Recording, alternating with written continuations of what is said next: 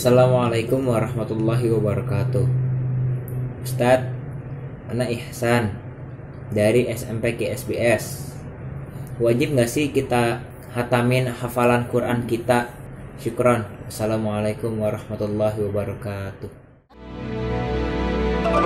Tanya Ustadz. Bismillahirrahmanirrahim.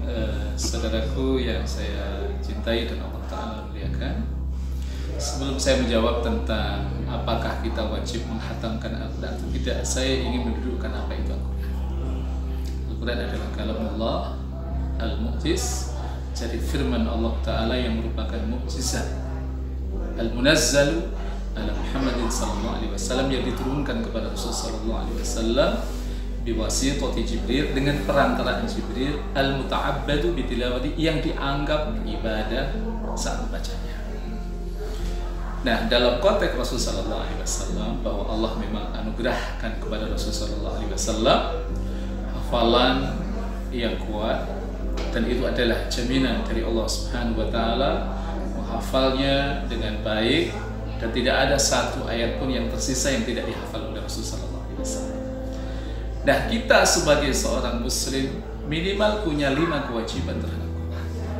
Nah, sebelum kita menjawab apakah kita memang wajib untuk menghatamkan Al-Quran atau tidak, 5 itu apa? Yang pertama adalah al-imanu bihi, yaitu kita wajib mengimaninya.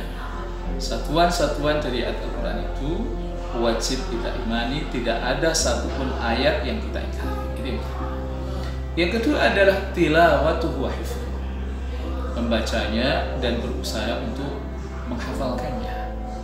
Dan kita bersyukur kepada Allah, ada dinamisasi yang sangat luar biasa terkait dengan perkembangan kemampuan kaum muslimin di Indonesia dalam baca Al-Quran. Berbeda dengan tahun 1980-an, itu masih sedikit sekali umat Islam yang bisa membaca Al-Quran dan juga yang hafal Al-Quran. 3 tahun yang lalu ada satu penelitian bahwa umat Islam di Indonesia yang sudah hafal Quran jumlahnya sampai 2,5 juta, dan hari ini tentunya lebih banyak. Setelah itu yang ketiga adalah tadabburhu wa hifdzuhu, mentadaburinya dan berusaha untuk memahaminya.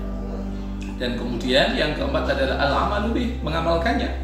Dan yang kelima adalah ta'mimuhu, berupaya untuk mentransfer nilai-nilai Al-Quran, tidak hanya dinikmati oleh diri sendiri, tapi dia harus transfer kepada orang lain. Nah, sekarang yang menjadi pertanyaan adalah, apakah kita wajib menghatamkan Al-Quran? Dari sisi dalil dari Al-Quran dan Sunnah tidak ada penjelasan itu, sehingga di sini nanti kita akan merujuk bagaimana pendapat para ulama-ulama tentang kewajiban menghatamkan Al-Quran. Apakah wajib atau tidak? Ada tulisan bagus dari seorang ulama besar namanya Imam Nawawi. Kitabnya adalah Tibyan. Beliau mengatakan bahwa menghatamkan Al-Quran secara tuntas itu sangat dipengaruhi oleh kondisi seorang muslim dengan muslim yang lainnya. Misalnya begini, dalam konteks seorang muslim yang dia memang punya waktu yang relatif agak lama, maka afdalnya dia ketika membaca Al-Quran harus tuntas, dihatamkan.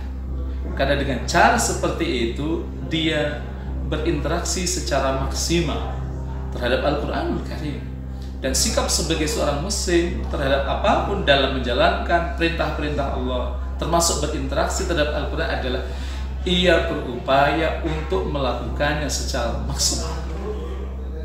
Jadi ketika kita memang punya waktu yang lapang, maka afdalnya adalah kita menghatamkan Al-Quran secara tuntas. Akan tetapi bagi orang-orang yang memang mereka punya kesibukan yang super sibuk, ada saudara-saudara kita yang memang pekerjaannya sangat super sibuk.